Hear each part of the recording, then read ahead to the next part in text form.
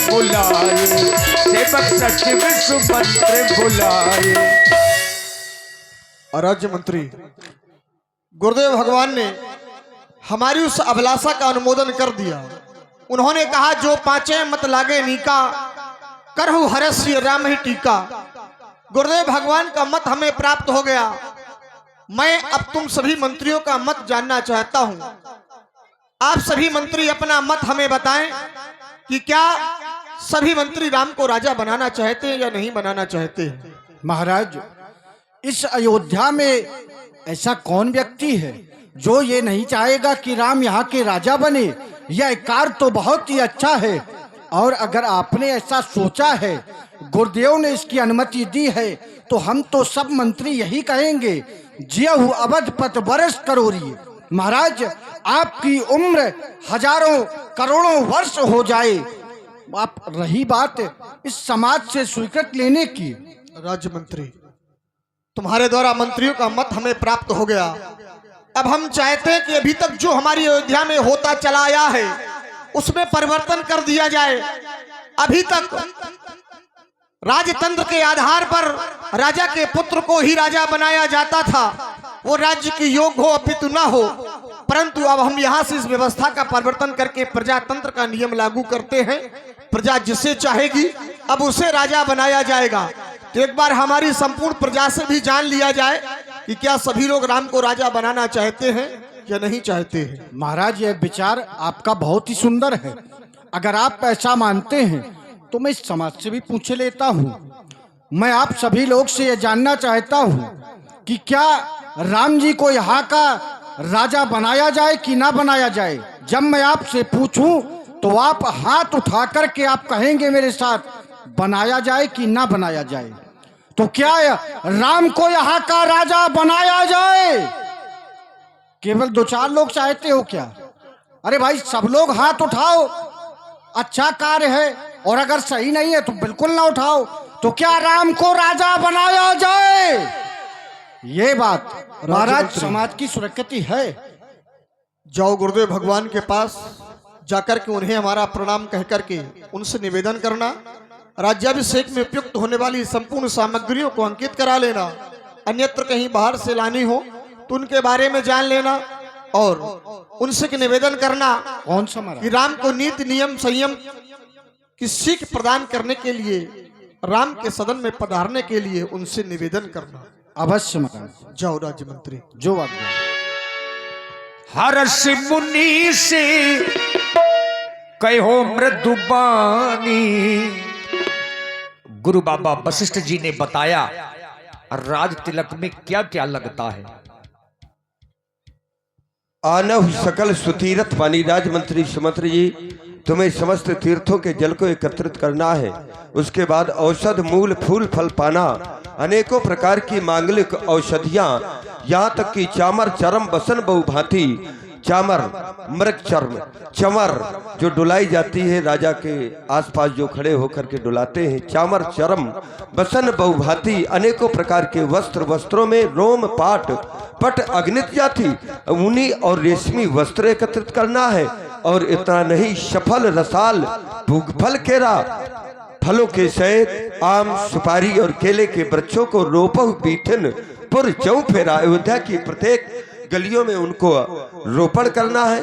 और उसके बाद रचहु मंजु मन चौके चारू, अनेकों प्रकार की रंग बिरंगी चौके पुरवाई जाए। कहाऊ बनावन बेग बाजारू, बाजार को पूर्ण रूप से सजाया जाए।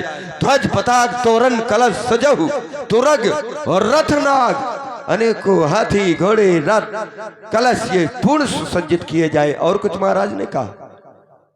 गुरुदेव, आपके लिए एक विनय भेजिए महाराज। कौन सी? वो विनय ये है कि महाराज ने कहा है कि आप जाकर के राम को राजनीति के विषय में जानकारी अवगत कराएं, और आप कनक भवन अतिशीघ्र पहुंचे। अवश्य हमारे आने की सूचना श्री राम जी के महलों तक पहुंचाई जाए। अवश्य गुरुदेव। नियम संयम बताने के लिए महाराज वशिष्ठ जी राम जी के गृह की ओर गए। तब नर नाहे वशिष्ठ बुलाए, राम धामो सिख देनु पठाए। राम धामो सिखते नु पठाए गुरु आगमने सुनत रघुनाथा गुरु आगमनो सुनत रघुनाथा द्वारे आई बदना यहु माथा बोले राम कमल कर जोरी। महामुनि, आज आपके दर्शन पाकर के मैं धन्य हो गया हूँ। ऐसे स्वामी के चरणों में इस सेवक का बार बार प्रणाम स्वीकार हो। सेवक के घर में स्वामी का आगमन हुआ, ये तो समस्त मंगलों का मूल्य और अमंगलों का नाशक होता है। पर उचित तो यह है, यदि आपको कोई कार्य हमसे था तो आप किसी सेवक को हमारे पास में भेज देते, हम तो स्वयं आपके पास में चले आते। आपने इतना कष्ट किया, मेरे इस ग्रह में पहली बार आगमन हुआ है कनक भवन में। महामुनि, आपके आगमन से हमारा यह ग्रह भी धन्य हो गया है। अब तो यह सेवक जानना चाहता है कि स्वामी का आगमन किस कारण से हुआ है।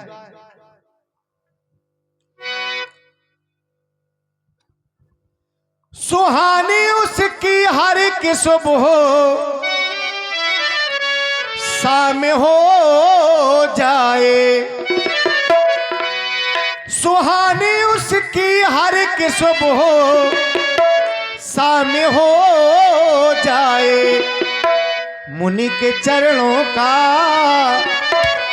प्रभु के चरणों का जो गुलाम हो जाए, मुनि के चरणों का जो गुलाम हो जाए।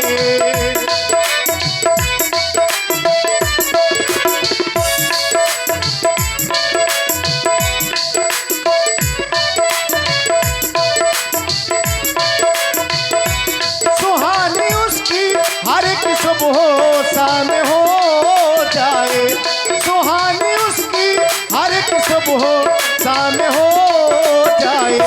मुनि के चरणों का जो गुलाम हो जाए, मुनि के चरणों का जो गुलाम हो जाए, जो गुलाम हो जाए, जो गुलाम हो जाए।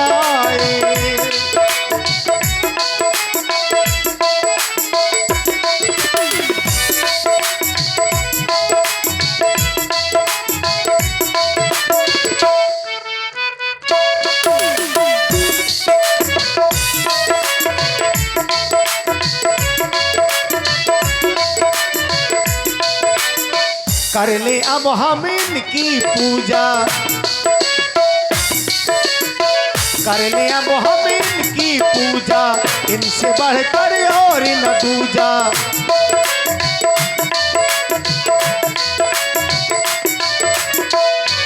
सेवा की सदनी स्वामी आगमनु, मंगल मूल अमंगल दमनु। तदपि उचित जन बोलो सप्रीति, पठवहु का जो नाथ व सुनीति। धनवान है जमाने में कोई गरीब है,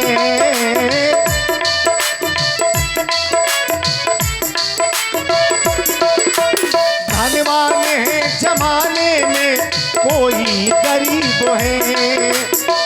खुश नसीब वो है जो चरणों के करीब है।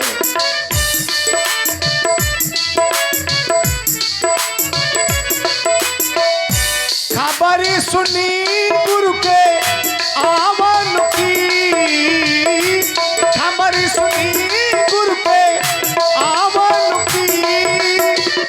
रज को लगा लूं इनके पावन की, रज को लगा लूं इनके पावन की। कर ले इनका अब अर्चन बंदन, रख ले इनकी इस रथ का चंदन।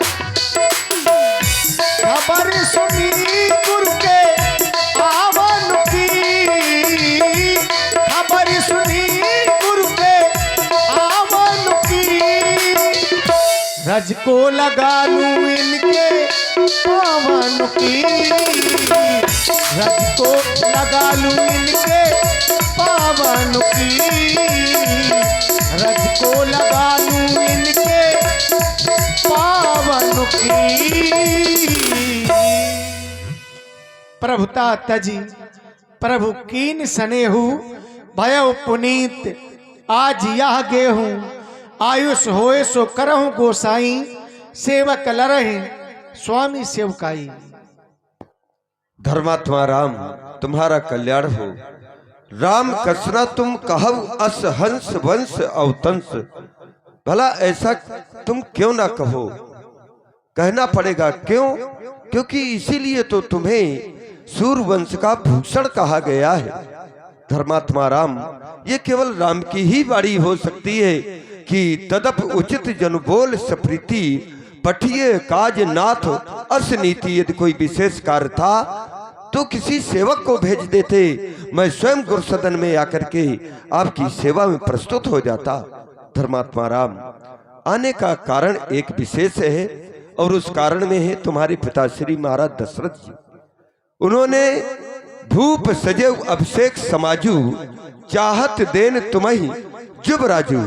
तुम्हें वो अयोध्या का युवराज पद देना चाहते हैं, तो मैं आया इसलिए हूं कि आप वो सारे नियम और संयम विधि विधान पूर्वक करें, जिससे कि जय विधि कुशल निभाए काजू, जिससे कि विधाता इस कार्य को निर्विघ्नता पूर्वक किसी भी प्रकार का कोई विघ्न उपस्थित ना हो संपन्न कर दे। बस इसीलिए आया हूँ, तुम्हारा कल्याण हो। कुछ कहना चाहते हैं? आपकी आज्ञा है तो यह सेवक आपकी आज्ञा का पालन ठीक तरह से ही करेगा महामुनि। आप पुनः हमारे पिताजी के पास में चले जाएं। अवश्य, तुम्हारा कल्याण।